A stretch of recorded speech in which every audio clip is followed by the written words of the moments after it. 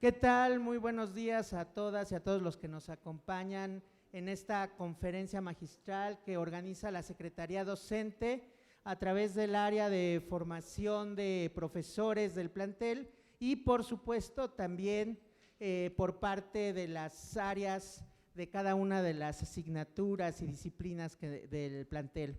Para mí es un gusto presentarles al ponente del día de hoy, quien nos acompaña para brindarnos esta charla magistral sobre la presentación de un libro de su autoría, que ahorita en un momento voy a comentar, y bueno, para ya no quitar más tiempo a nuestro invitado, voy a leer en este momento su semblanza curricular y damos inicio a la conferencia. Nos acompaña Camilo Ayala Ochoa, él es historiador por la Facultad de Filosofía y Letras de la Universidad Nacional Autónoma de México y teólogo social por la Universidad Pontificia de Salamanca, España. Ha sido bibliotecario, corrector, ilustrador, escritor, guionista, redactor, editor, encuadernador, catalogador y consultor de editoriales, así que vemos que tiene una gama como especialista en este ramo de los textos y la literatura. Tiene 38 años de experiencia en el mundo editorial, ha impartido cursos, seminarios, talleres y conferencias en diversas universidades del país y del extranjero. Ha sido organizador académico de distintos eventos nacionales e internacionales y fue editor del boletín Leer en Común, del Programa Nacional Salas de Lectura del Consejo Nacional para la Cultura y las Artes, CONACULTA. Es titular de la columna Hipertexto, lectura sobre el futuro del libro y la edición, del programa de radio Interlínea, Cultura Editorial de la Universidad Autónoma Metropolitana. Es autor de varios artículos de revistas nacionales y extranjeras, autor de varios libros y capítulos de libros. Es presidente del Consejo Editorial de la colección Quehacer Editorial de Ediciones del Ermitaño, es director académico del periódico Bibliopatía, periódico para los profesionales del libro y la lectura, es miembro de los comités editoriales de la Dirección General del Colegio de Ciencias y Humanidades de la UNAM, de la Dirección General de Divulgación de la Ciencia de la UNAM, de la Facultad de Contaduría y Administración de la UNAM y del Instituto de Investigaciones Bibliotecológicas y de la Información de la UNAM. Creó el Centro de Información Libros UNAM de la Dirección General de Publicaciones y Fomento Editorial, convertido en Centro de Preservación de Publicaciones UNAM, que estuvo operando de 1991 a 2021. En la Dirección General de Publicaciones y Fomento Editorial de la UNAM ha ocupado distintos cargos y actualmente es jefe del Departamento de Contenidos Electrónicos y Proyectos Especiales.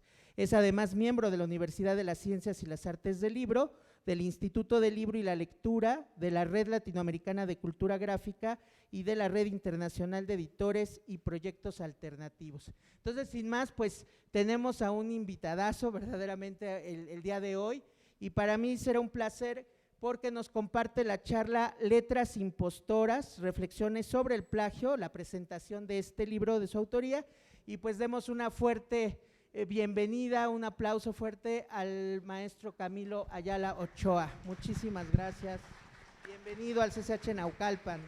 Muchísimas gracias. Muchísimas gracias.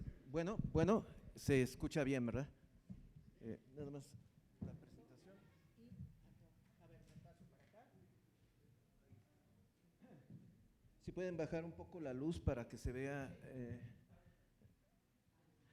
Lo que vamos a comentar es cuestiones sobre plagio, que trataré en aras de que hay muchos chavos, muchos jóvenes, de ser un poco rápido en ese caso. Este libro, Letras Impostoras, fue publicado por la Universidad Autónoma de Aguascalientes. Es parte de una colección que se llama De Libros, donde apareció por primera vez otro libro mío que se llama Invisibles, reflexiones sobre la corrección de estilo. Pero también ha habido otros títulos, uno de ellos se llama Tuercas y resortes de la tipografía, del buen Gerardo Clos, Historia del libro y la cultura escrita en México, perspectivas regionales, son 3 libros coordinados por Marina Garone, y Librerías de Viejo. Oficios, Historias y Crónicas de la Universidad de Carlos Gallardo y Sebastián Rivera. Quien editó estos libros es Marta Esparza, a quien ustedes están viendo, y es una colección que empezó recientemente. Entonces, como ven, hay muchos títulos ahí y son muy importantes para quienes quieren ser editores. Yo cuando comencé a ser profesional de libros, siendo corrector de galeras, corrector de estilo, no había esta clase de instrumentos, no había dónde tomar cursos, dónde tomar maestrías, dónde acudir para ver qué pasaba con el mundo del libro. Ustedes tienen estos instrumentos, no solo estos libros que hay en esta colección de libros, sino hay otras colecciones. La UNAM tiene una que se llama Biblioteca del Editor, pero hay otras. La editorial Trama tiene una colección de libros y una revista especializada llamada Texturas, y es esencial para quienes quieren ser correctores, editores de revistas, de publicaciones electrónicas, cualquier cosa en ese caso. Letras Impostoras tiene este índice, analiza lo que es el plagio. Hay una parte que es doctrinaria, jurídica en ese caso. Se analiza por qué se plagia, cómo podemos identificar el plagio, qué podemos hacer para evitar ese plagio, y hay una serie de ejemplos, sobre todo en tres aspectos: el plagio literario, el plagio académico y lo que yo llamo plagios evidentes, que es lo que hacen las personas de bien y de a pie, y hacen otras industrias, como la industria del cine, la televisión, la música.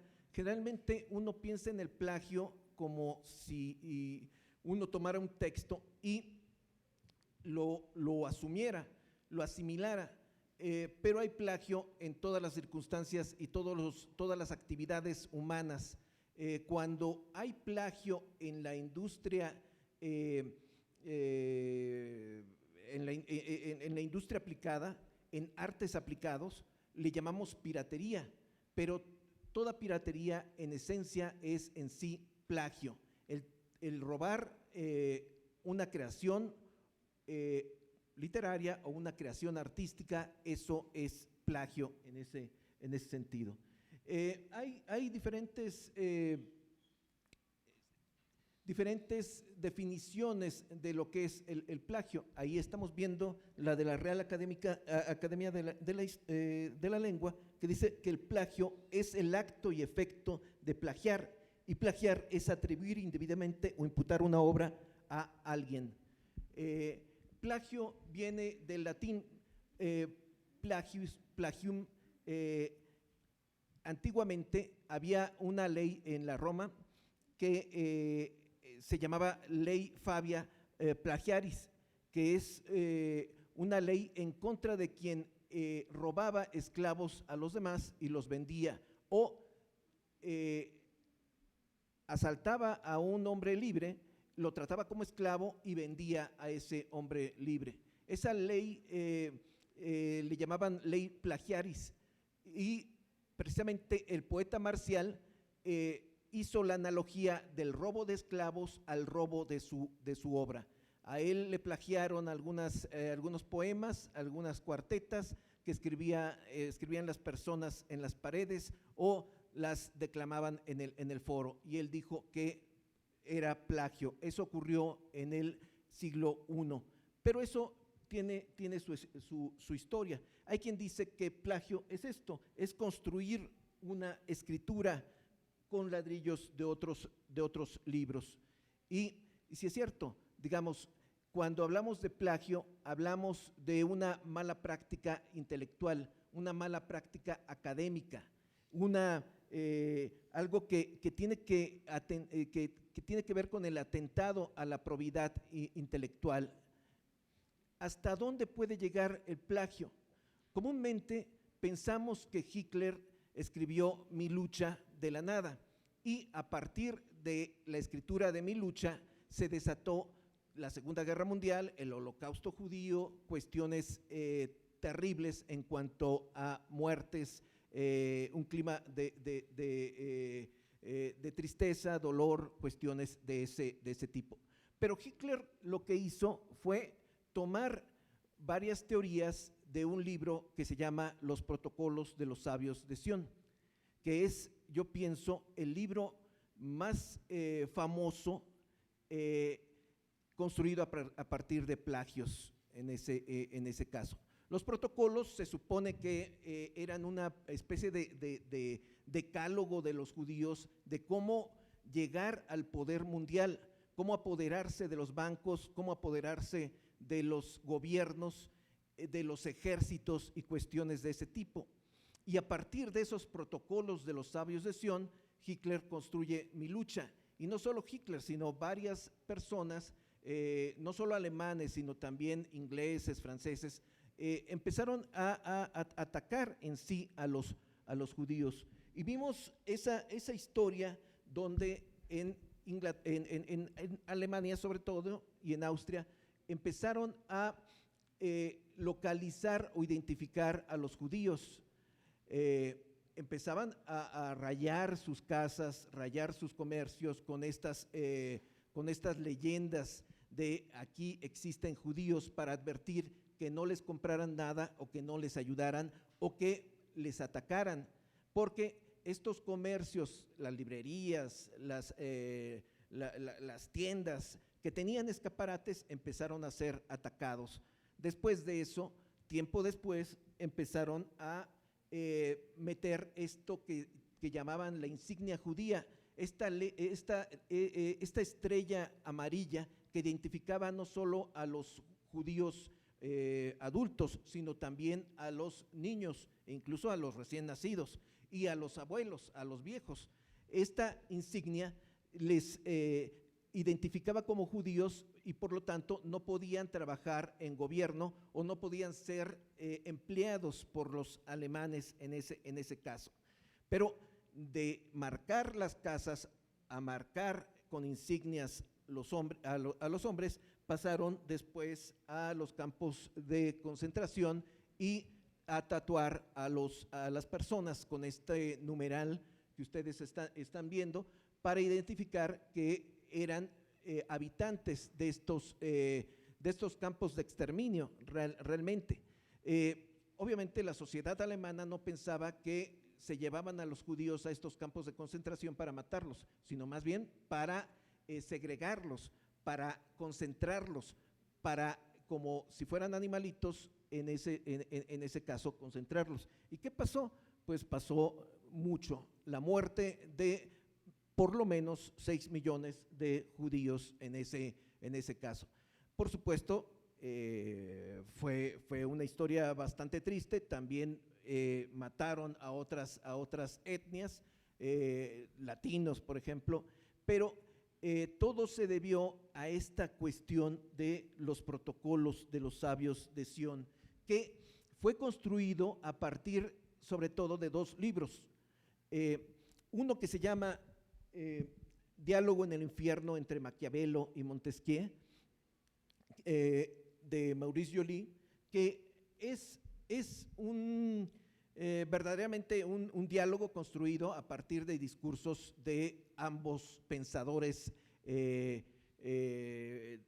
ambos filósofos, y ellos filosofan sobre lo que es la obtención del poder. Hay partes muy maquiavélicas que tomaron los protocolos de los sabios de Sion. Hay una novela, Biarritz, de Hermann Goethe, que tenía, digamos, el seudónimo de John Radcliffe, que él toma muchas partes de lo que es el diálogo en el infierno, pero también aumenta la cuestión. Él habla de que en algún momento los judíos se reunieron en una especie de sínodo para determinar cómo se iban a apoderar del mundo. Por eso ustedes ven que el plagio mata. El plagio no es, digamos, algo que sea pasivo en ese caso. Puede tener consecuencias, y consecuencias terribles, como le pasó, por ejemplo, a María Lejárraga. Estos 3 ejemplos son clásicos de lo que es el plagio. Houdini empezó a escribir algunos artículos para revistas y algunos libros, pero él no los escribía un escritor fantasma o un escritor negro, que era nada menos que H.P. Lovecraft. H.P. Lovecraft le escribía las cosas a Houdini y Houdini las presentaba como si fueran de él. Era un fraude ante los lectores, pero era un buen negocio para quienes editaban a Houdini en ese caso. Hay estos casos de autores negros que trabajan sobre escritores, por ejemplo, Alejandro Dumas, que utilizaba esta clase de autores, más de una cuarentena de autores estaban trabajando para Dumas. Hay incluso historias de el más famoso de los autores negros de Dumas fue quien compuso, quien se inspiró para crear El Conde de Montecristo o Los Tres Mosqueteros o 20 años después. Entonces, Dumas lo que hacía es darle el tono al texto, pero en sí él no creaba las historias. Esto pasó también con Rubén Darío. Rubén Darío, que tiene unos poemas muy buenos, muy padres, utilizaba también autores negros, entre ellos utilizó a Alejandro Zagua. Cuando murió Zagua, Rubén Darío le publicó este libro presentándolo porque tenía un poco de remordimiento, porque Zagua le había pedido que le pagara los poemas que le hacía a Rubén Darío y Rubén Darío no respondía en ese caso. Pero hablemos de Gregorio Martínez Sierra. Él era un muy importante, sobre todo al inicio del siglo XIX, al entrado del siglo XX, muy importante dramaturgo, hacía obras de teatro y quien escribía esas obras de teatro era en verdad su esposa María Lejárraga. Tan lamentable el asunto que después un poco se divorciaron. Lejárraga lo que hizo fue tratar de sobrevivir económicamente porque su esposo no le dejó mucho y se puso a escribir. De repente mandó un cuento a Walt Disney para tratar de que Walt Disney asumiera el guión. Se trataba de la historia de un perrito vagabundo que se enamoraba de una perrita de la aristocracia. Y ocurrían aventuras con estos perritos. Walt Disney nunca contestó a Lejárraga, pero años después vimos que en el cine aparece La Dama y el Vagabundo. Realmente esto fue tristísimo para Lejárraga, que murió, de hecho, no solo sin la riqueza que le podría haber dado el que Walt Disney le pagara el guión, o la idea, o la adaptación en ese caso, sino triste por estos plagios. Hay varias historias de Walt Disney plagiando cosas, por ejemplo, incluso su ratón Miguelito. Pero bueno, doctrina del plagio. Tenemos estas cuestiones. El plagio es una violación a derechos personalísimos, íntimos, y por lo tanto es un delito. Aunque no venga en el Código Civil o en la Ley Federal del Derecho de Autor de México la palabra plagio, existe un robo de un bien patrimonial en ese caso. El ignorar que el plagio es un delito no nos absuelve. Cuando cometemos un plagio y argumentamos que no conocemos la ley, eso no nos vale ante cualquier autoridad, ni la autoridad administrativa, el Instituto Nacional del Derecho de Autor, ni alguna autoridad de otra vía, la comercial, la penal, la mercantil. Hay quien dice que no es robo porque no hay una transmisión de la obra, sino una suplantación de identidad. Para mí, en sí, es robo. Debemos distinguir dos delitos en el plagiario. Uno es lo que es el robo a quien se plagia, al creador, al escritor, que ahí tenemos ese primer delito, y otro es presentar esa obra ante un público, ante lectores, por ejemplo, en el caso de libros. Ahí tenemos una tipificación del delito como fraude en ese caso. Entonces, tenemos esas dos cuestiones. Por eso, un plagio no solo se ve en materia administrativa, sino se ve también a través de la vía comercial. Y después de que se resuelve la cuestión administrativa y comercial, podemos irnos por la vía civil a pedir un resarcimiento, un pago a quien esté cometiendo ese plagio, y por supuesto también por la vía penal. Edgar Allan Poe decía que es imposible imaginar un espectáculo más nauseabundo que el del plagiador, porque la falta no solo es el robo por fines mercantiles, sino también es un uso, un abuso que hiere al orden moral, al orden social, al bien común en ese caso. Tenemos algunos ejemplos de plagio. Por ejemplo, Octavio Paz, que es nuestro premio Nobel. Él, cuando publica El laberinto de la soledad, que es un ensayo bastante importante, lo acusan dos personas.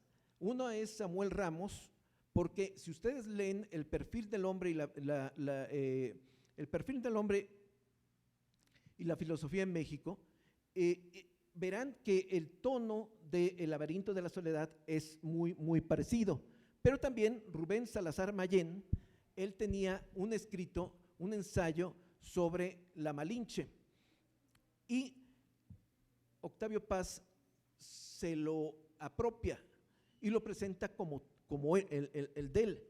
Cuando obligan a Octavio Paz a declarar que sí hubo plagio, Octavio Paz declara que el león se alimenta de los corderos y que los autores que él plagió no eran tan importantes como Octavio Paz. Pablo Neruda también plagió.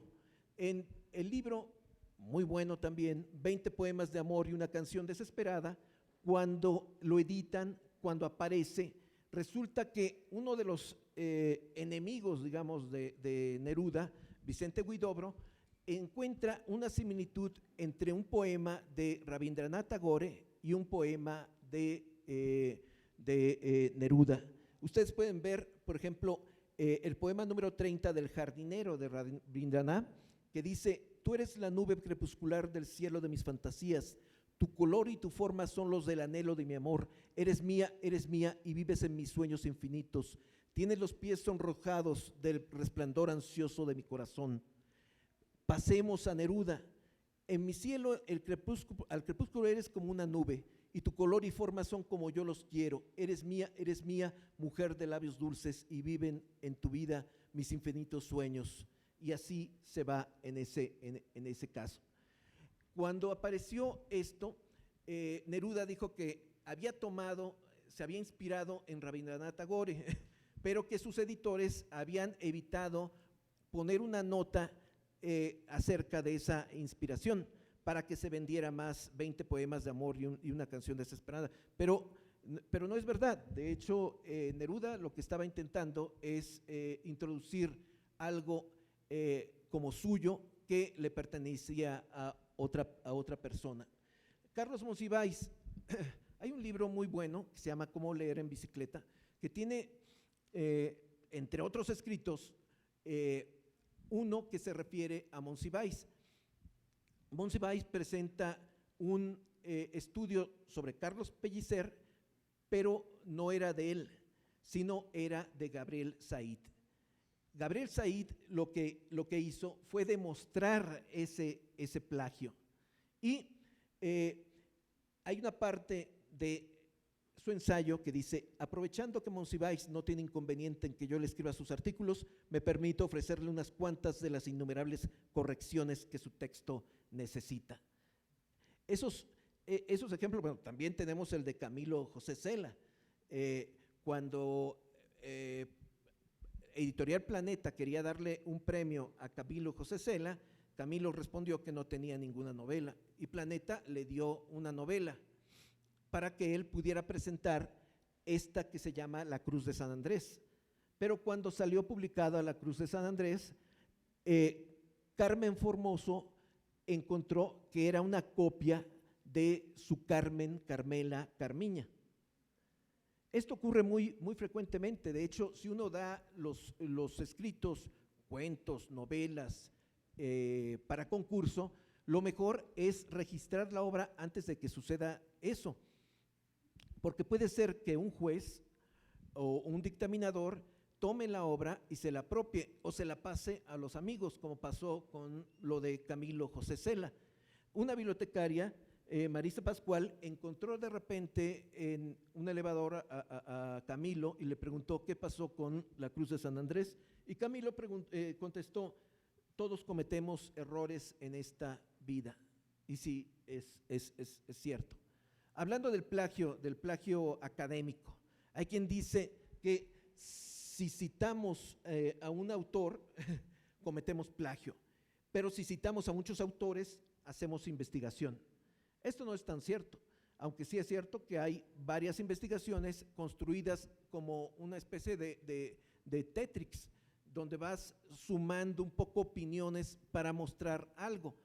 Tiene sus ventajas, digamos, esa construcción, pero lo mejor es buscar originalidad en ese caso. También hay lo que llamamos el autoplagio, que es tomar obras que hicimos y presentarlas con otro título o de otra manera para que las personas piensen que es algo nuevo. Ese es un autoplagio. No es tomar la obra y hacerla, llevarla a otro nivel. Yo puedo tener un cuento y puedo hacerlo crecer para construir una novela y no hay ningún problema. El problema es cuando tomo un libro, le pongo otro título y aparece en el mercado como si fuera una nueva creación en ese caso. Sucede mucho quizá en la academia con algunos proyectos de investigación, algunas incluso tesis. Hay tesis de licenciatura que son la base de las tesis de maestría y de repente uno busca la tesis de maestría contra la tesis de licenciatura y resulta que es el mismo trabajo. Ahí hablamos de autoplagio. No hay un delito en ese sentido, sino un fraude académico. También, curiosamente, este autoplagio tiene que ver con malas prácticas que confluyen en lo que son términos culinarios. Hablamos de refrito, hablamos de recalentado, pero también hay alguna otra situación en malas prácticas que es el efecto salami. Cuando yo tengo una obra y la parto para que se pueda presentar en varias editoriales o varias veces en el mercado. Eso es el plagio. Ahora, este es el ejemplo más importante quizá del plagio académico, el que le pasó al chileno Cristian Núñez Arancibia, o el que cometió Arancibia. Él era investigador del SNI, del Sistema Nacional de Investigadores, y además era investigador en la Universidad de San Nicolás de Hidalgo, en Michoacán.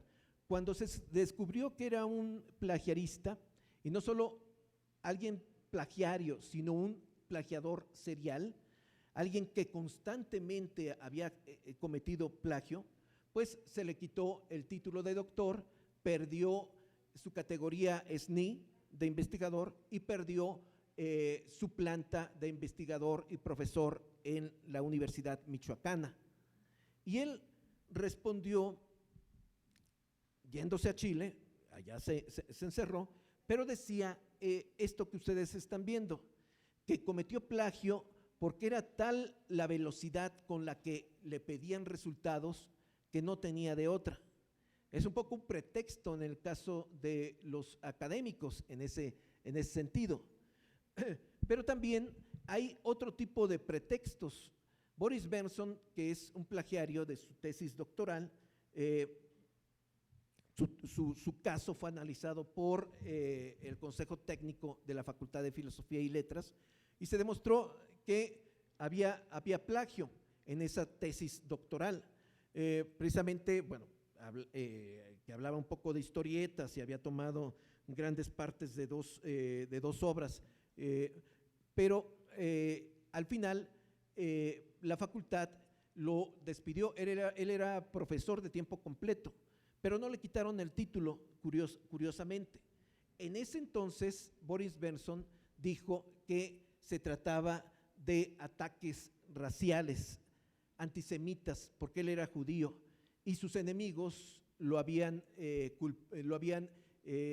arrinconado para que plagiara en ese caso. Itzel Cisneros Mondragón elevó las cuestiones del plagio académico. Cuando uno entra al doctorado del Colegio de México, le piden a uno un proyecto. Ella presentó el proyecto y ya andando el curso, se dieron cuenta que ese proyecto estaba basado en un libro publicado por la UNAM, por la Facultad de Economía, me parece. Bueno, despidieron a Itzel. Ella lo que hizo, como era parte de un colectivo de derechos humanos, feministas, es demandar al Colegio de México y logró que se le reinstalara, porque el argumento era que el Colegio de México no podía, como instancia académica, castigar un plagio o determinar que había plagio en ese caso. El Colegio de México aceptó el argumento de los jueces, pero después volvió a despedir a Itzel de su plantilla de estudiantes porque había cometido fraude a la hora de pedir la incorporación en ese caso. Y el plagio más importante, pues, es el de nuestra ministra de la Suprema Corte de Justicia, Yasmín Esquivel. Cuando yo me enteré de esto, me pidieron la opinión y dije, es que es tanto plagio que es increíble, que no se puede creer, que no podemos pensar que alguien lo cometiera. Comúnmente uno toma partes de ciertas obras o de cierta obra, pero en el caso de Esquivel, lo que hizo fue tomar una tesis, un poco cambiarle el título, porque nada más cambió una palabra, y así la presentó para licenciarse en Derecho en la entonces Escuela Nacional de Estudios Superiores Aragón. Si uno coteja la tesis de ella contra lo que se presentó en la Facultad de Derecho, resulta que las dos son idénticas. Y no solo eso, sino que en el caso de los índices y en grandes partes de la tesis anterior a Esquivel, se hablaba mucho del título de la obra, y en la tesis de Esquivel no se cambia el título, lo cual es también evidencia de plagio. De hecho, no solo son idénticas, sino hay estas similitudes. Se dice que el 90% es la similitud entre las dos tesis. Yo creo que es mucho más. Creo que Esquivel lo que no plagia son los agradecimientos a sus papás, a su novio y a otras personas, pero seguramente hay elementos para que se anule el examen profesional de ella y se anule el título. La UNAM ha estado un poco con cuidado en esa circunstancia porque me parece que muchos asesores del rector lo ven esto como algo legal. Yo creo que sus connotaciones tienen que ver con lo que es probidad intelectual. Pero bueno, tenemos muchos casos de personas que plagiaron y personas importantes. Enrique Peña Nieto, el presidente, cuando era presidente, le encontraron que plagió su tesis de licenciatura efectuada en la Universidad Panamericana. La Panamericana le preguntó a la UNAM, porque la UNAM, digamos, valida los títulos de la Panamericana. La UNAM dijo, sí hay plagio. Lo que contestó Presidencia es que era una mala citación, y lo que contestó la Panamericana es que el asunto ya era viejo, ya había pasado mucho tiempo. No se quisieron meter en problemas. Sin embargo, pues hay varios casos de plagio. Actualmente, por ejemplo, nuestro fiscal, quien ve la justicia en México, Alejandro Gertz Manero, él entró al Sistema Nacional de Investigación sin ser investigador, y muchos investigadores se inconformaron y plantearon que él era un plagiario y demostraron ese plagio. ¿Qué contestó el CONACYT? Contestó que esos investigadores no eran los interesados para poder decir que le habían robado las ideas a alguien. Los interesados, los autores, debían ser los que denunciaran a Gertz Manero, pero resulta que los autores ya están muertos. En ese caso, el CONACYT, digamos, se salió por la tangente con esta cuestión de que si el autor está muerto, pues peor para él. Pero también tenemos un presidente en ejercicio al que le han encontrado plagios. A López Obrador le encontraron este plagio. Fernando García Ramírez demostró que López Obrador usó grandes trozos de Daniel Cosío Villegas y Luis González y González, dos historiadores, en un libro sobre la historia de la República Restaurada en Tabasco. Esto, el nivel de plagio de López Obrador fue de alrededor de 50 cuartillas. Y no solo se demostró eso, López Obrador repitió el plagio cuando mandó publicar su antología, sus obras completas, donde viene este libro del resplandor a la sombra. Entonces, bueno, muchos se enojaron con Peña Nieto, pero callan, como dice López Obrador, callan como momias cuando les dice uno que también López Obrador es plagiario. En otras partes del mundo puede ocurrir mucho. Un presidente de Hungría fue encontrado que plagió en la elaboración de la tesis de doctorado. ¿Y qué hizo? Pues tuvo que renunciar por el escándalo. Aquí no hay renuncia de parte de Peña Nieto, no hay renuncia de López Obrador. Un ministro de Educación, una ministra de Educación en Alemania, también le encontraron plagio. ¿Y qué hizo? Pues tuvo que renunciar. Y el ministro de Guerra, también de Alemania. Lo curioso es que ese ministro de Guerra era un descendiente nada menos que de Gutenberg.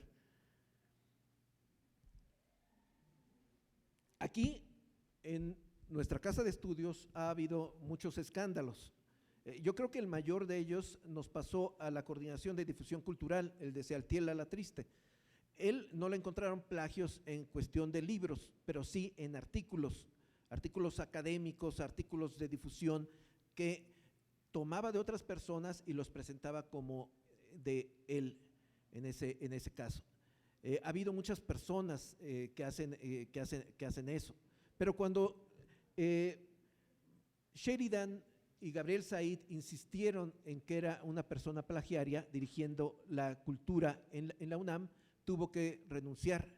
Pero así ha pasado, digamos, tuvimos un director de la FES Aragón que también tuvo que renunciar por cuestiones de plagio, y un señor que era abogado general que tuvo un escándalo, que él sí, digamos, demostró que era una mala praxis, una mala citación en ese sentido. No es tanto el plagio, pero bueno, tuvimos también Rosaura Ruiz, cuando era candidata compitiendo con el doctor Graue para la rectoría de la UNAM, presentó un proyecto de su rectoría y resulta que lo tomó de un libro de economía.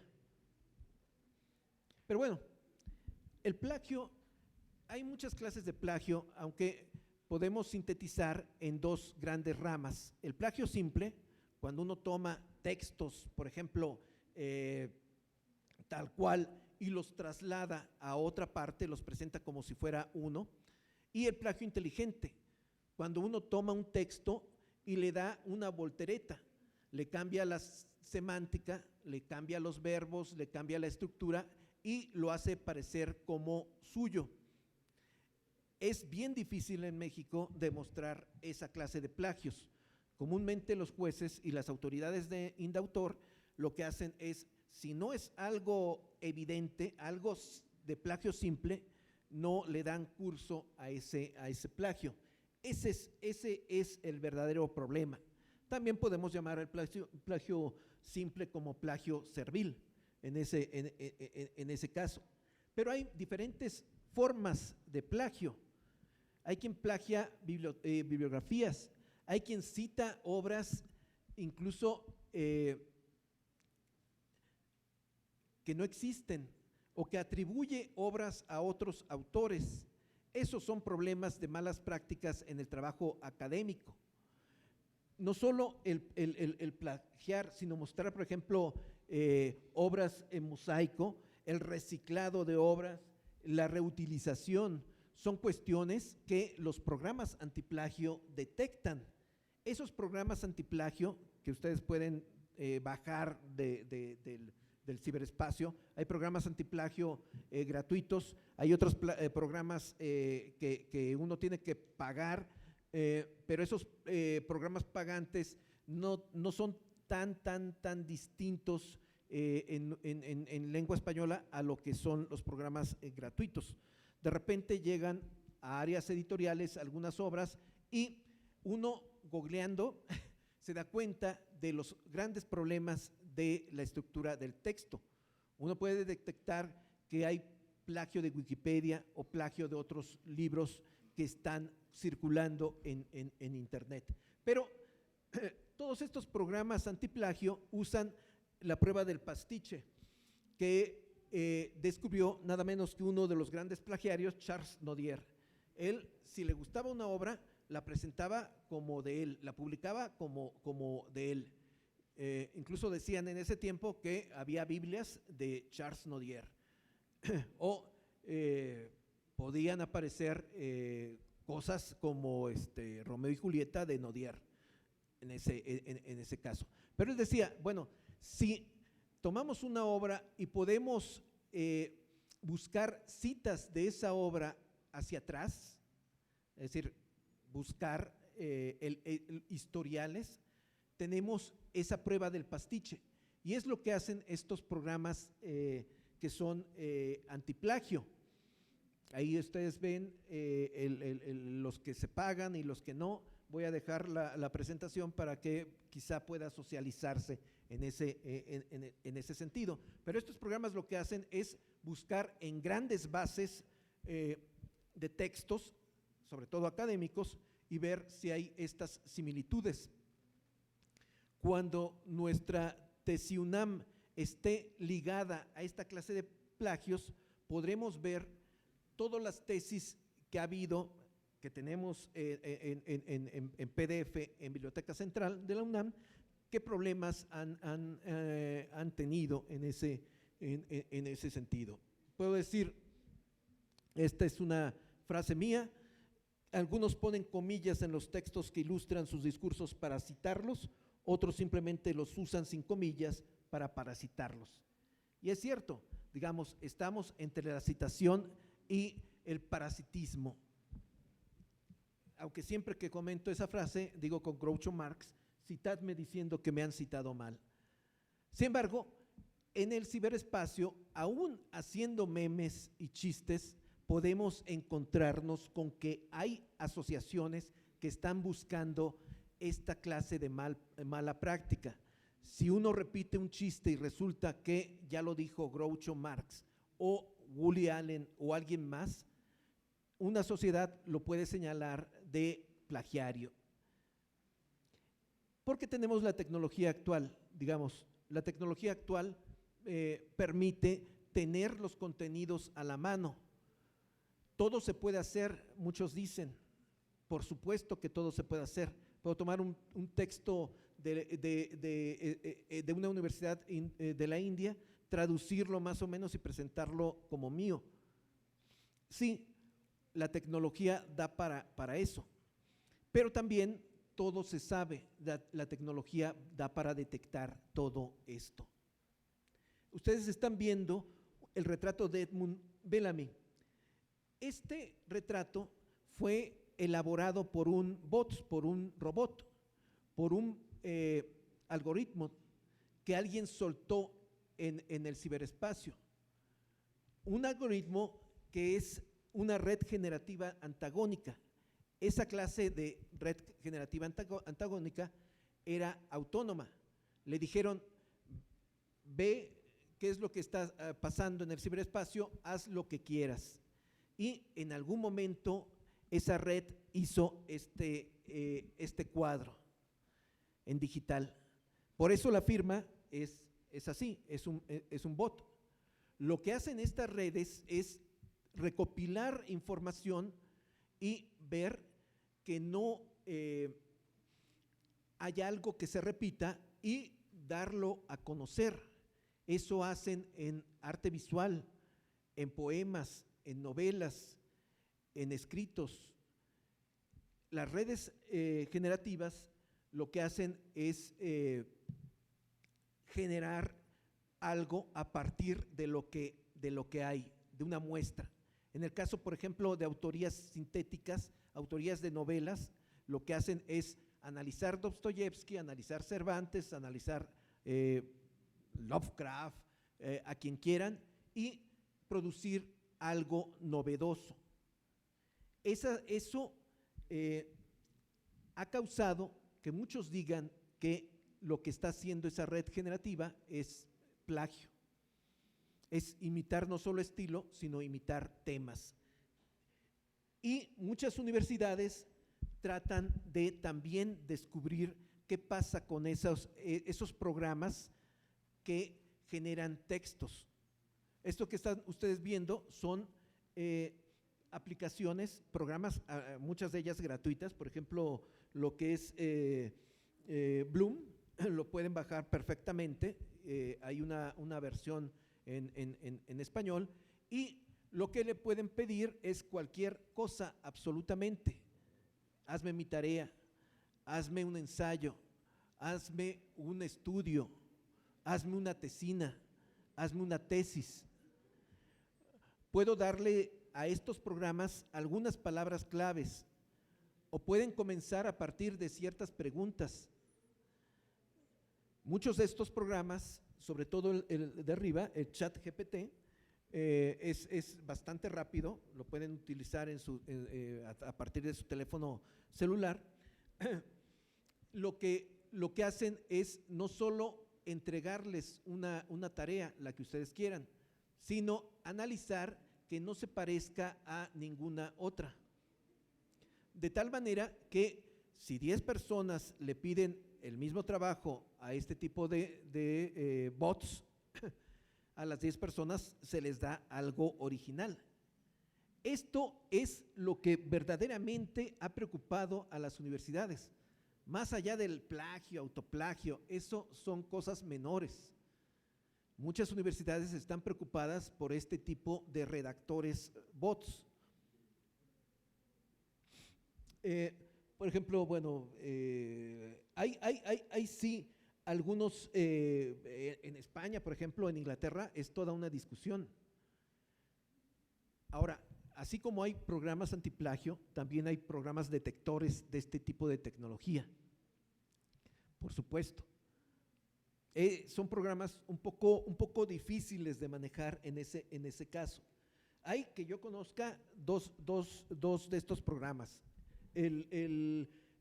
Salida GPT-2, que es una aplicación que utiliza sobre todo tecnología de inteligencia artificial, como el que utiliza Roberta. Analízame este texto y ese programa dice si lo hizo un bot o lo hizo una persona. De hecho, indica probabilidades. Ahora, hay otro programa que ustedes pueden conseguir en español y algunos maestros lo están utilizando, que es de Edward Time, el GPT-0, que analiza los textos y dice, bueno, si un texto es perfecto, es muy posible que no sea de un humano. Si tiene una lógica impecable, si no hay errores ortográficos, es muy posible que sea de una inteligencia artificial en ese caso. Y de hecho, en una entrevista, Edward Time dice, si el texto es muy complejo, es más probable que esté escrito por humanos. Cuanto menor sea ese parámetro que enuncia como perplejidad, más probable es que esté generado por inteligencia artificial. Y hablamos de un concepto bastante subjetivo, la perplejidad, que es mucho más subjetivo que el que manejamos en derechos de autor, que es el de originalidad. En derechos de autor podemos repetir cualquier cosa, podemos repetir incluso títulos. Hay muchos libros que se llaman Mis Memorias o Mis Poemas o Poemas. El problema es lo interno, lo interior. El problema es que el escrito sea original por el estilo. Pero en estos programas hablamos del concepto de perplejidad. Y un poco, bueno, Maimónides tenía esta guía de perplejos, que es un análisis judío acerca de Dios y el problema de la existencia de Dios y cosas por el estilo. Pero citando a los proverbios, Maimónides nos dice, no des a los extraños tu honor, ni al cruel tus años. Y eso es una frase que engloba lo que es el plagio en ese caso. Hay juristas que nos dicen que el ciberespacio es una enorme fotocopiadora. Y si es cierto, buena parte de los contenidos que vemos en internet son copiados. Sin embargo, también hay que señalar otro problema. Mi maestro Edmundo Gorman, yo estudié historia, nos decía, nada hay nuevo bajo el sol, todo lo inventaron los griegos antiguos. Y si es cierto, cualquier situación en la creación artística, literaria, puede uno ver contenidos hacia atrás. La historia de Romeo y Julieta la vemos desde los griegos repetirse. La historia de la venganza que vemos en el Conde de Montecristo también la podemos ver en los mitos griegos en ese caso. Borges, cuando murió Macedonio Fernández, decía, yo lo admiraba hasta el plagio. Y si es cierto, digamos, los ojos del escritor siempre están atentos a tomar cosas de colegas, de personas, digamos, de bien y de a pie, de otras partes. Un escritor que va en el Metrobús, escucha una narración, una historia y puede trasladarla. Son ojos de plagio. Hay quien dice que la originalidad es un plagio no detectado, pero y que, como dice Cioran, existir en sí es un plagio. La misma canción siempre, ¿no? Pero bueno, también vivimos en este mundo remix, donde hay tendencias como el hacktivismo, el infoanarquismo, el criptoanarquismo, el ciberyihadismo, personas que quieren abrir absolutamente todo. Pero la ética hacker no solo quiere abrir todo, sino también asegurar los créditos a quien lo pueda, a quien esté abriéndolo. Estamos inmersos en la cultura hacker de todo abierto y la filosofía edupunk de hágalo usted mismo, por supuesto. No nos dé miedo escribir escribir cuentos, escribir novelas, escribir poemas. De repente, uno escribiendo esos poemas o esos cuentos, está repitiendo cosas que de repente escuchó o leyó y le gustó tanto que olvidó de dónde los toma. Pero para eso los escritores tienen un aparataje editor que les puede auxiliar. Por eso es tan peligroso escribir, digamos, editarse uno mismo y mandar sus textos al ciberespacio. Lo mejor es contar con estos editores, diseñadores, correctores de estilo que vigilan incluso este tipo de caídas. Y en el caso de las universidades, tenemos, apoyando a los profesores, a los investigadores y a los alumnos, estos colegios que examinan obras. Cuando uno presenta una tesis, está confiando en el director de tesis y en los sinodales para que detecte problemas. Malo es cuando pasan estas situaciones como las de la ministra, pero es una falla en el sistema, un sistema que siempre en sí está alerta. No hay que derribar, digamos, la torre de vigilancia por alguna falla que tuvo alguno de los centinelas. Hay invención en sí en esta Patria Mix, esos caminos que convierten al autor, al maestro, en una especie de disc-jockey, que revuelven algunos contenidos, que los presentan como algo nuevo. Eso también puede llamarse invención. Marshall McLuhan hablaba de alguna interfaz que hay entre lo que es épocas y medios. En épocas hablaba de una interfaz entre lo que es la época antigua y la época moderna, y la interfaz era el Renacimiento. Carlos Scolari ha hablado de esa interfaz en varios sentidos, y podemos ver a los equipos editores como una especie de interfaz, y también a los equipos y colegios académicos, a los claustros, como esa interfaz. Si nos saltamos la interfaz, pues estamos en mar abierto, un poco perdidos en ese caso. Por eso digo, en este libro, termino diciendo que el plagio es la forma superlativa del menosprecio, que existen autores plagiarios que confían que la revisión editorial o el dictamen serán lo suficientemente laxos para permitirles salir impunes.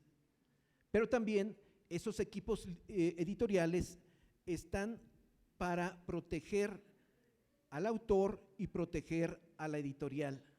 Y los equipos académicos están para proteger al estudiante, al investigador, al maestro, pero también para proteger la institución, el historial de la institución. La institución, por ejemplo la UNAM, es tan fuerte como su historia lo ha sido, y como la mayoría de los universitarios se han comportado en ese caso. Entonces, bueno, sí es cierto que nada nuevo hay bajo el sol, que hay vino viejo vertiéndose en viejos odres, viejos barriles, pero bueno, y que, como decía Tesla, en realidad no me preocupa que me quieran robar mis ideas, me preocupa que ellos no las tengan. Muchísimas gracias y muchos libros.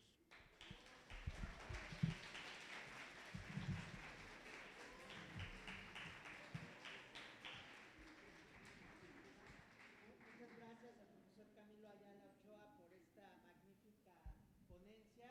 Y bueno, ahorita es el momento de que ustedes quieran preguntar, dar alguna opinión, aportación con el profesor. No sé quién gusta compartirnos alguna idea. ¿Quién desea? A ver,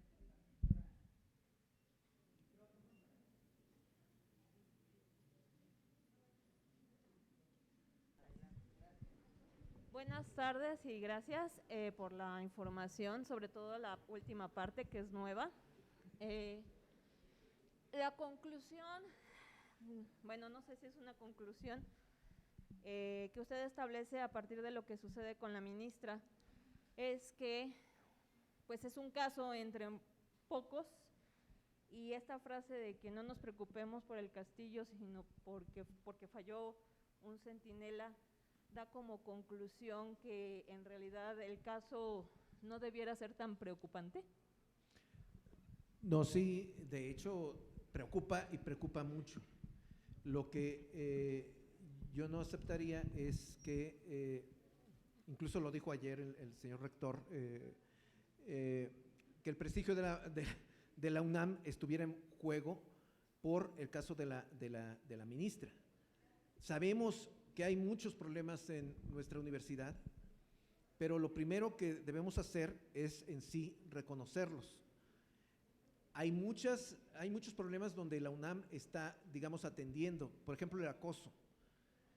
Hay todos los protocolos del mundo aplicados en la UNAM para que esto ya no ocurra. Pero sabemos que hay venta de exámenes de repente, sabemos que hay quien presenta una tesis sin ser de él.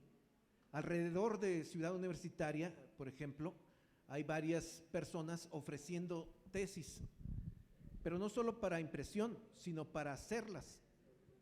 Uno acude con ellos y si no tiene tema, ellos le proponen. Incluso le preguntan a uno, bueno, ¿cuándo quieres titularte? ¿En un mes, 2 meses?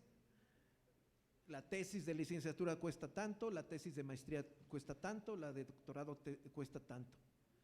También hay venta de artículos académicos. También hay venta de libros, autores fantasma que están trabajando para alguien que presenta los libros como suyos en ese caso. Entonces, todos estos problemas debemos analizarlos, pero debe de prevalecer la institución. Lo que me preocupa mucho con el caso de la ministra es que se les esté dando el mensaje a los jóvenes de que no hagan tesis, de que hay otras maneras de titularse menos peligrosas. Y yo sí creo en las tesis. Creo que es la demostración de un final de carrera que hace que uno cumpla con un proyecto y demuestre que es capaz de investigar. Y en ese sentido es que hay que tratarlo. A la ministra no hay que perdonarla. Quien cometa un plagio tampoco hay que señalarlo dentro de la casa. Es lo que puedo decir, ¿no? Muchas gracias. ¿Alguna otra pregunta? ¿Alguien más que quiera comentar algo? Entre los alumnos, las alumnas, que se animen. A ver, por acá. Ok, por ejemplo, sí, no, ¿dónde termina, por así decirlo, la inspiración y dónde empieza el plagio? O sea, como cuál es el límite entre una cosa y la otra. Sí, de hecho, en derechos de autor, lo que defiende el derecho de autor no es la información. Incluso debemos estar muy alerta en cuanto a lo que no es plagio. Yo puedo tomar la información que da Loret de Mola, la información que da el periódico Universal, el 1+1, el Reforma, y no es plagio. Puedo tomar un tema muy común, como por ejemplo la leyenda de la Llorona, que hay en prácticamente todos los países latinoamericanos. Hay Llorona en Chile, hay Llorona en Perú, hay Llorona en Cuba, hay lloronas en casi todas las poblaciones mexicanas, ¿no? Un fantasma de una mujer que se aparece de blanco cerca de de un depósito de agua, o de un río, o de un lago, y llorando por sus hijos. Si yo tomo esa leyenda y la expreso a mi manera, no se tratará en sí de plagio. El estilo es, digamos, lo importante. Claro que también es una cuestión un poco subjetiva. Hay quien dice que cuando uno comienza a escribir, comienza haciéndolo emulando a una persona. Hay muchos jóvenes que suenan a Borges, hay muchos jóvenes que suenan a García Márquez. Logran ser escritores cuando se desprenden lo más posible de esas emulaciones. Pero la búsqueda de estilo, bueno, es un poco difícil, ¿no? Lo mejor es no hacerlo solo, ¿no? Para eso hay talleres literarios, para eso hay instancias que ayudan a las personas. Y te digo, comentaba esto de los recuerdos, recuerdos olvidados, ¿no? De repente hay muchos poetas que hacen un poema y resulta que es una canción que escucharon en algún momento, o leyeron algún poema de alguien, y es cuando los someten a concurso o cuando los ofrecen a una publicación que se dan cuenta que hay un problema en ese caso, ¿no? Entonces, lo que quiero decirles es que no están solos en ese caso. Gracias. Gracias, compañero. ¿Alguien más que quiera hacer alguna pregunta? A ver.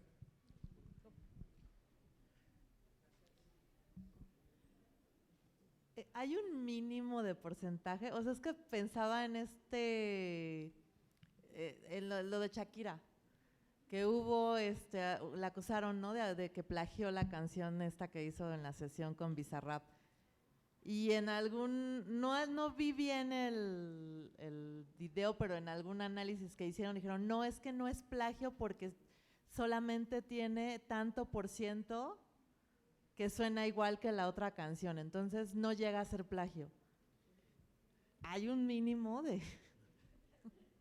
Es que, bueno, de hecho, los plagios más terribles, donde hay pleitos legales realmente, es en la música. En libros es bien difícil, o sea, cuesta mucho más llevar a un plagiario a juicio del libro que dejarlo. Lo que sirve mucho es la condena pública. Pero en música sí hay pleitos, o sea, si vemos, México tiene muchos abogados, muchísimos, pero solamente hay quizá una veintena especialistas en derechos de autor, ¿no? Todos sabemos de Angelina Cue, José Luis Caballero. Ellos son representantes de artistas o de disqueras, de eso viven. Y en la música sí hay algunos programas que indican ciertos porcentajes de acordes. Ahí sí. Yo recuerdo hace unos años a Sting diciendo, es que no hay nada nuevo en música, todos son repeticiones. Y hablándolo en serio, en sí.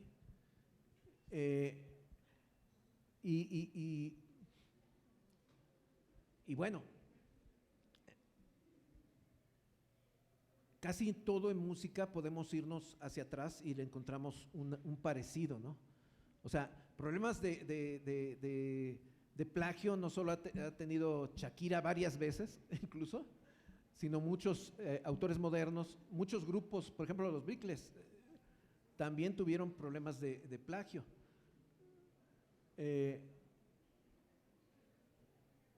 en fotografía, en cine, ¿no? En cine, hay películas como, por ejemplo, El Rey León, que son un paradigma en cuestión de plagio, ¿no? Porque hay muchos antecedentes de películas, de más bien series japonesas, que tratan la misma historia y tienen los mismos personajes y tienen los mismos argumentos. Hay personas que concursan un corto cinematográfico y resulta que es una copia de otra persona. Hay personas que presentan a concurso una fotografía tal cual de otra persona y es cuando se da la muestra de la fotografía, la muestra de los premiados, que se da uno cuenta que es plagio. Hay pintores que lo han hecho así, que nada más le cambian el título a la pintura y quizás así la presentan, ¿no? En letras impostoras hay muchos ejemplos de ese tipo, incluyendo, sí, de música en ese caso. Ahora, eso de los porcentajes también los dan estos programas antiplagio. Hay algunas escuelas y universidades que indican si el porcentaje es menor al 5% o al 8% o al 10% del plagio, la obra puede seguir su curso. Yo digo que no, cualquier porcentaje indica un problema. Claro que, bueno, uno con estos programas antiplagio debe de analizar qué es lo que pasó. De repente uno analiza una tesis y resulta que las coincidencias que arroja son a artículos del mismo autor, del mismo tesista, adelantos de investigación que publicó en algunas revistas académicas indexadas. Y ahí no hay problema.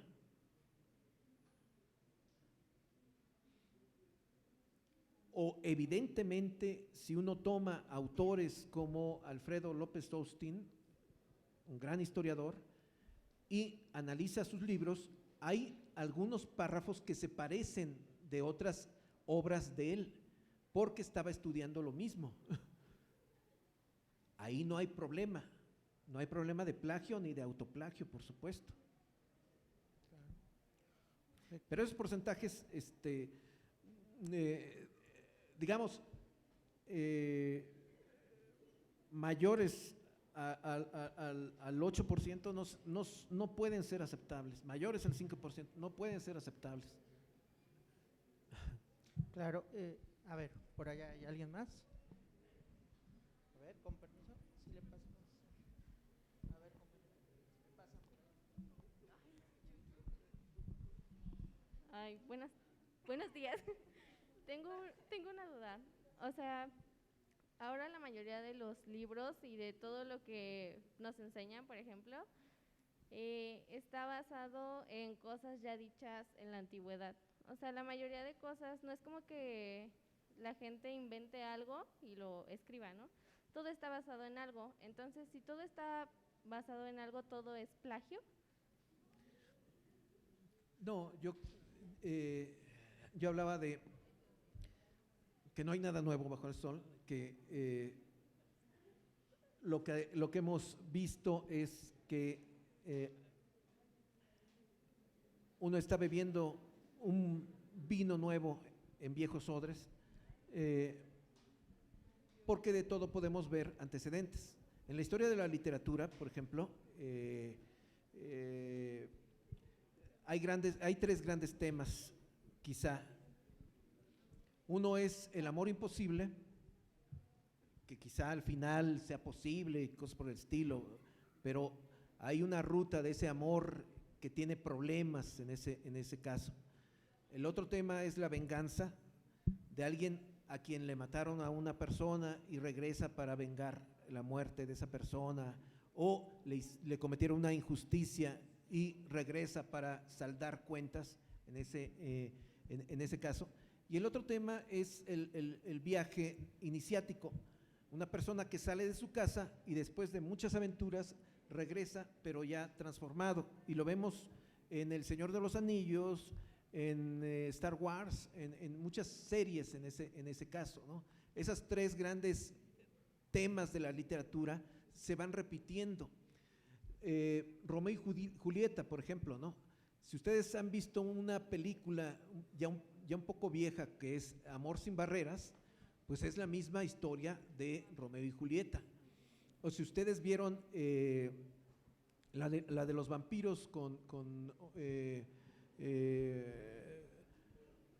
licántropos, Crepúsculo se llama, es la misma historia que vemos en Shakespeare. Shakespeare la toma de otras tradiciones en ese caso.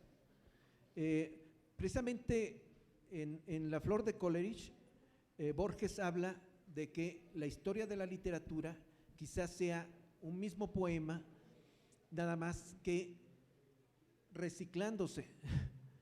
Por eso hablamos de que no hay nada nuevo bajo el sol.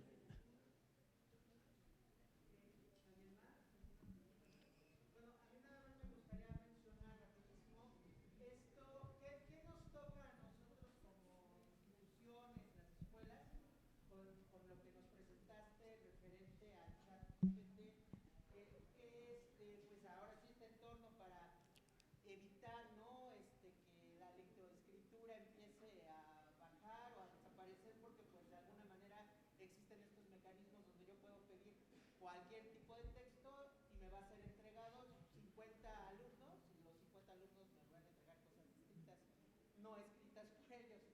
¿Qué le toca a las instituciones para poder, no sé, trabajar esto?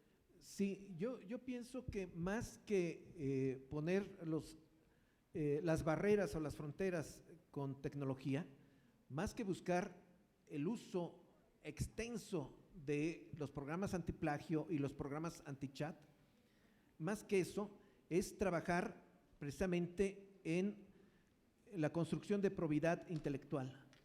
Decirle a los alumnos que vale más lo que hagan ustedes que lo que tomen de otras partes. Quien quiera ser profesionista, sobre todo en las áreas de humanidades, un historiador, un filósofo, un bibliotecario, alguien de ciencias de la comunicación, si no sabe en sí escribir a bien, si no se enfrenta al papel en blanco y a la pantalla por sí mismo, pues está perdido. Tiene menos competencias que aquellos que tuvieron esa educación. Y vale más estar leyendo libros completos que capítulos o textos condensados, que vale más estar atendiendo las clases que tratando de recuperar esas clases al final de los semestres por medio de artimañas en ese caso. Entonces, construir probidad es lo que pienso que es lo más importante. Así como pienso que vale más la condena pública a un plagiario que el quitarle título y cosas por el estilo, que eso se debe hacer, por supuesto, pero el señalamiento es lo importante. Muchísimas gracias. Por favor. Bueno, es un comentario rápidamente, sobre todo porque usted comentó lo de la ministra Yasmín. La Constitución Política de los Estados Unidos Mexicanos es muy clara, y sobre todo cuando estamos hablando de la Universidad Nacional Autónoma de México. Su artículo 3º constitucional, en su fracción 7ª, le otorga una autonomía, que esta autonomía viene referida desde la legislación universitaria de 1969, aprobada en el mes de noviembre, si no me equivoco, el día 28 de noviembre de 1969, y si alguien me hace el favor de checarlo con Dios Google, pues lo verificamos, ¿no? Hay un reglamento general de exámenes que está aprobado de esa fecha.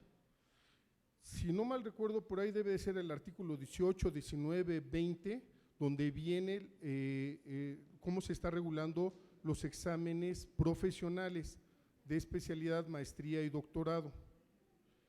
Si no, también por ahí chequenlo, por favor, si alguien, todos tenemos Dios Google, y que nos ayude para checar eso, porque no lo tengo muy aquí bien presente. Y los exámenes profesionales para licenciatura, en específico, si no me equivoco, creo que es el artículo 19, nos habla de que se tienen que presentar 2 pruebas, una escrita y una oral, y en algunos casos se tiene que presentar alguna práctica para algunas profesiones, no para todas. Es parte del examen profesional, entonces, presentar una tesis, y vienen ahí otras cuestiones, ¿no? Pero, por ejemplo, en el caso de la licenciada Yasmín, no cumplió con esa parte. Y esto viene desde 1969, o sea que ya para 1985, 86, 87, 88 y 89 ya era vigente, ya era derecho vigente y derecho actual, ¿sale? Por otro lado, también tenemos la Ley Federal de Derechos de Autor y también tenemos el Código Penal Federal. ¿Por qué? Porque la Universidad Nacional Autónoma de México, su territorialidad es federal, no pertenece al ámbito local, sino al ámbito federal. Entonces, a quien le compete es al Código Penal Federal, no es al ningún código de los estados, ni de la Ciudad de México. Y el Código Penal Federal, por ahí creo que del artículo 425 en adelante, no viene el plagio como tal, pero sí vienen delitos contra los derechos de autor. Y es pena. O sea, y aquí, pues bueno, yo entiendo su posición y la respeto, de la condena de que te señale de que tú hiciste esto. Bueno, yo pienso que si te condenan, te vas a la cárcel, y te vas a una cárcel federal, y ya lo de que te señalen es lo de menos. Yo no sé si usted alguna vez ha entrado a un penal federal, o ha visto algunos videos de la realidad de los penales federales y cómo los reciben y cómo les dan bienvenidas, independientemente del delito que hayas cometido. Entonces, sí es bien importante dejar claro. Claro, también quiero aclarar que la licenciada Yasmín, bueno, pues le estaba tirando a ser la presidenta de la Suprema Corte de Justicia de la Nación. O sea, de los poderes de la Unión que tenemos, por ahí chéquenlo en el artículo 40 constitucional, una cosa así, y está dividido en 3 poderes, ¿no? Ejecutivo, legislativo y judicial. Bueno, pues ella estaba aspirando para ser del Poder Judicial, ¿no? La presidenta. Y obviamente tiene muchísima gente a su alrededor. Usted bien lo decía, que el día de ayer dijo, o el día de anterior, ayer el doctor Graue hizo algún comentario. La licenciada inmediatamente solicitó un amparo en el procedimiento, porque si usted observa, la licenciada Yasmín no ha ido al punto específico, sino que ha tocado todo lo que está a su alrededor, porque lo que ella está evitando es el procedimiento. Y no sé, yo pienso que ya hoy ya le concedieron el amparo. Yo pienso, ¿por qué? Porque, vamos, el Poder Judicial, pues como muchos poderes, es a través de relaciones, de amistades, y yo estoy casi seguro que a la licenciada, que a la ministra Yasmín, pues no le va a pasar absolutamente nada. Sí, ¿por qué? Porque tiene muchísimos amigos, muchísimos jueces, muchísimos, ¿no? Pero otras personas, aguas. Sí, no, yo estoy totalmente de acuerdo con usted en la cuestión legal, que tiene que seguir su curso, que yo pienso que no puede hacerse para algún lado la ministra, que el plagio es evidente, que también si hubiera sido alguien de otros apellidos, le hubiera pasado algo muy rápido. Yo creo que vamos a esperar en eso, a que la universidad resuelva, que la autoridad resuelva, pero de que todo mundo la señala como plagiaria, eso la va a acompañar hasta la muerte, ¿no? en ese caso. Y yo creo que sí estoy muy de acuerdo. Al final, que no le va a pasar nada, pues, quizá, pero le pasó todo en materia moral. Hay una condena de parte no solo de la comunidad, ¿no? Entonces, sí es cierto, digamos, esperemos. Hay algo muy importante, la legislación universitaria no marca una prescripción también, ¿eh? Sí, o no, sea, realmente la legislación no marca esa prescripción, o sea que al no marcarla y al tener esta cuestión administrativa donde, como lo mencioné desde un principio, el artículo 3º constitucional en su fracción séptima le da una autonomía, pues yo pienso que la universidad sí tiene esa fuerza, ese carácter de poder decir, ¿sabes qué? Va para atrás el título. Y no solamente eso, sino que también todas las secuelas jurídicas que le va a traer a la persona, ¿no? Pero bueno, pues ya eso ya se verá durante el tiempo, ¿no? Sí. Y lo que diga el consejo, porque también, por ejemplo, ahorita apelaron al Consejo de Ética de la UNAM y creo que es ahí donde ella solicitó el amparo, y yo estoy prácticamente seguro que hoy un juez, o a lo mejor ahorita está tirando ya el amparo, ¿para qué? Para detener ese proceso ante el comité muy bien. de ética. Gracias. Muy bien, qué bueno que comenta esto. Perfecto, pues ahora sí, pues muchísimas gracias. Un aplauso a nuestro invitado, Camilo Ayala Ochoa, Minuto Editorial UNAM. Y pues muchas gracias a todas y a todos ustedes por acompañarnos. Va a estar también, recuerden, esta grabación para que la puedan compartir. Y bueno, pues muchas gracias, buen provecho y bonita tarde. Muchas gracias.